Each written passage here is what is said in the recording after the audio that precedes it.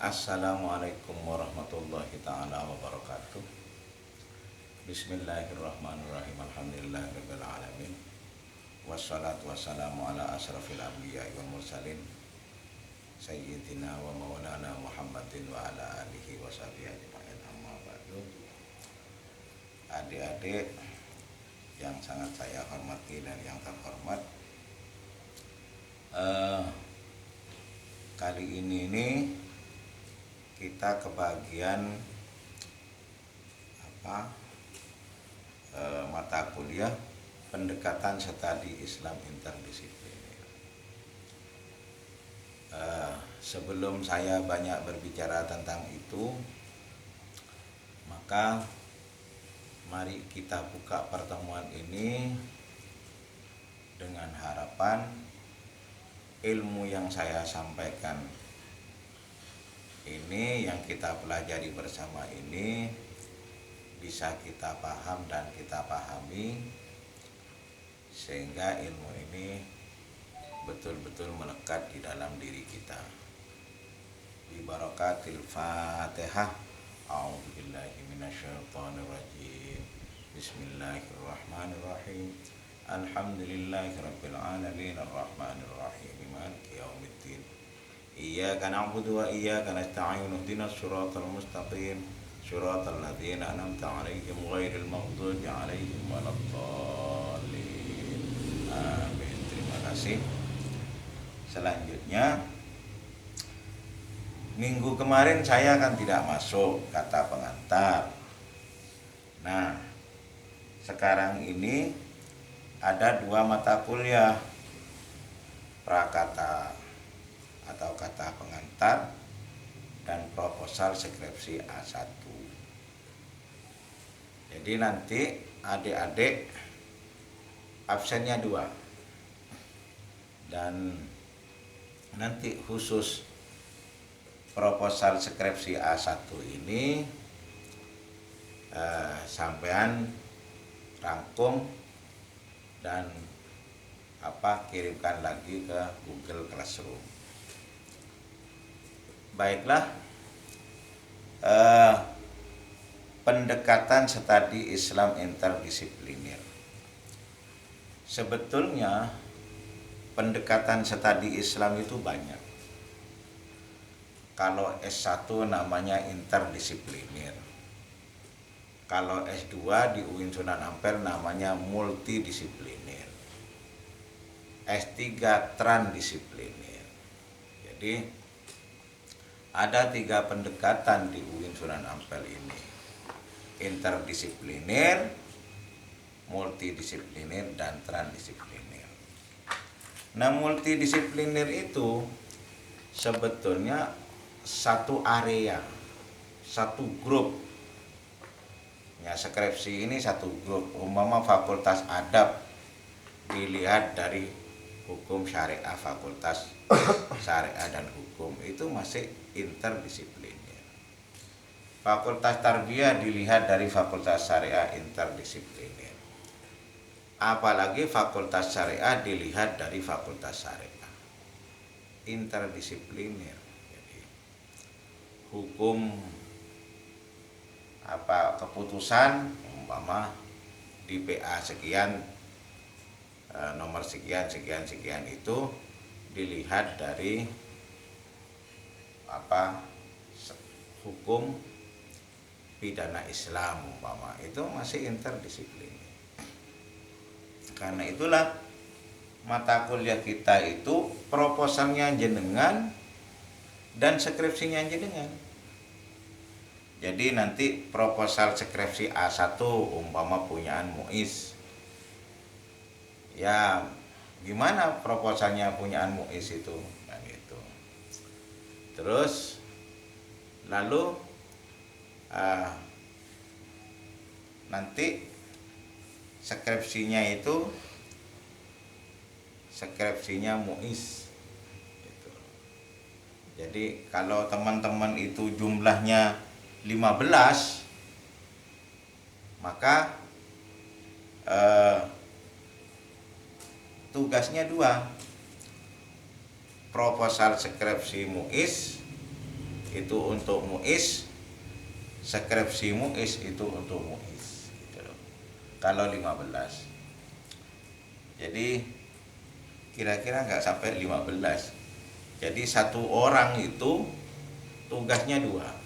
Jadi menyampaikan proposalnya dan menyampaikan skripsinya itu pertemuan yang kedua.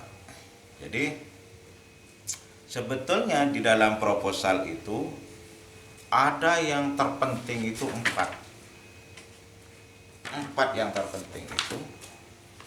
Nah, 4 itu adalah latar belakang. Terus kalau di Fakultas Syariah itu rumusan masalah. Yang ketiga itu metode penelitian. Dan yang keempat itu adalah definisi operasional. Tapi tata cara kerja kita kalau kita mengerjakan sesuatu itu, pertama kali itu judul penelitian kita itu apa. Yang kedua kali itu definisi operasional, DO. Dari judulnya itu, judul itu minimal ada 2 variabel. Jadi 2 variabel itu definisikan secara operasional. Jadi seperti hukum pidana Islam itu kan banyak. Mau dilihat dari hukum pidana Islam yang apa? Paling tidak secara garis besar hukum pidana Islam itu ada 2. Jinayah dan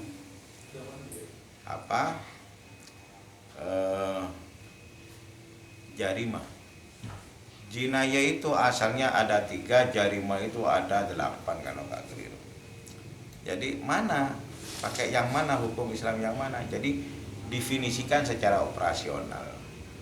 Terus objek penelitiannya apa yang dimaksudkan? Umpama pertimbangan hakim. Ya pertimbangan hakim. Nah, lalu setelah kita definisikan operasional, itu tata cara kerja kita ya. Ketiga itu adalah rumusan masalah. Nah, jadi rumusan masalah itu kalau interdisipliner itu hanya 2. Umpama yang mau sampean cari itu tadi secara operasional. Bagaimana pertimbangan hakim? Nah, bagaimana pertimbangannya? Lalu setelah diketahui pertimbangannya, ditanyakan bagaimana hukum pidana Islam terhadap atau tinjauan hukum pidana Islam terhadap pertimbangan hakim. Nah itu interdisipliner. Jadi minimal ada 2 rumusan masalah. Yang keempat itu untuk menjawab rumusan masalah itu harus memakai metode penelitian. Kalau metode penelitiannya salah. Kalau metode penelitiannya benar jawabannya itu dengan baik. Kalau yang lain itu kan niru-niru sudah. Pangkrap yang lain dari proposal itu sudah niru-niru. Jadi, tapi yang paling penting itu walaupun niru-niru itu senada. Walaupun niru-niru itu satu warna gitu loh. Karena itulah makanya nanti siapa yang menggarap proposal skripsi A, maka dia akan menggarap skripsi A juga gitu. Siapa yang menggarap proposal skripsi B, maka akan menggarap juga skripsi B. Jadi, seperti itu.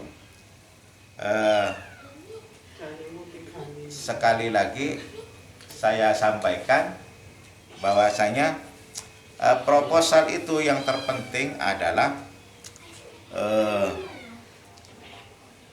ada 5 judul, terus DO definisi operasional, kemudian rumusan masalah, kemudian metode penelitian. Lalu LB latar belakang. Apa sih latar belakang itu? Latar belakang itu adalah piramida masalah skripsi jenengan gitu loh. Jadi tapi berlaku kebalik, atasnya besar, bawahnya kecil. Nah, di ujungnya itu ada judul, penegasan judul itu, dan ada objek yang penelitian sampean. Nah, objeknya apa? Sebetulnya penelitian ini adalah mencari jawaban atau melihat dengan hukum pidana Islam pertimbangan hakim kasus ini. Itu judul. Nah, piramida. Nah, bisa dan gampang itu. Kalau antum nanti jadi dosen ngajari S1 itu, pertama kali judul, yang paling penting judul itu punya 2 variabel.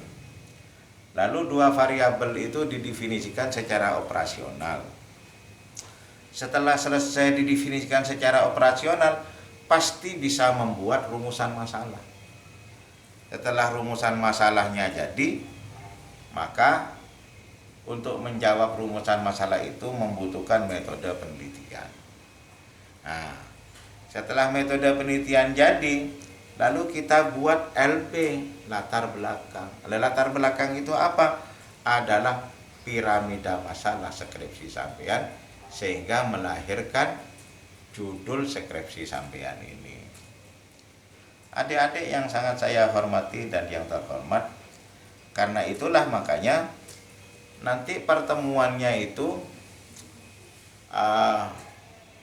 atau begini saja. Nanti siapa itu muiz itu membagi tugasnya ini. Jadi satu orang itu presentasi 2 hari, 2 kali, 2 minggu. Pertama presentasi proposal skripsinya, yang kedua presentasi skripsinya. Jadi nanti ketahuan skripsinya sampean itu benar atau salah. Karena itulah makanya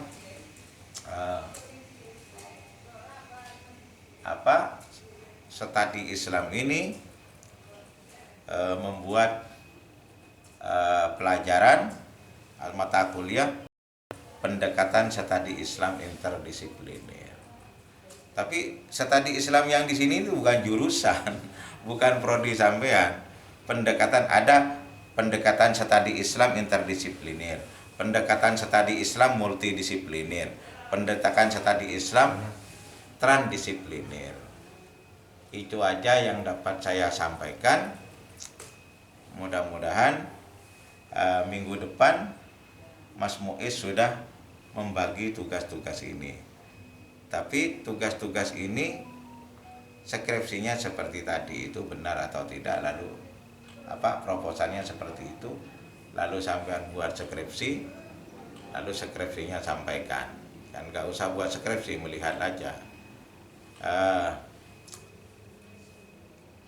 Hari ini kita